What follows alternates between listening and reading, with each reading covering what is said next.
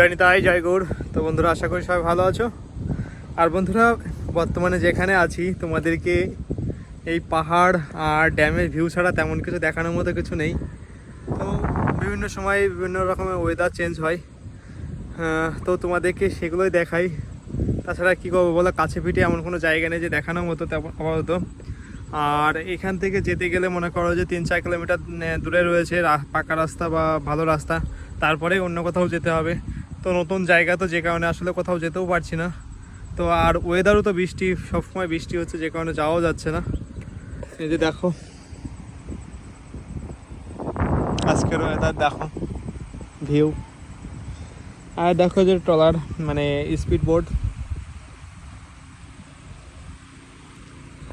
আর ওই পাশটাতে কিন্তু প্রচুর পর্যটক আসে আর কি।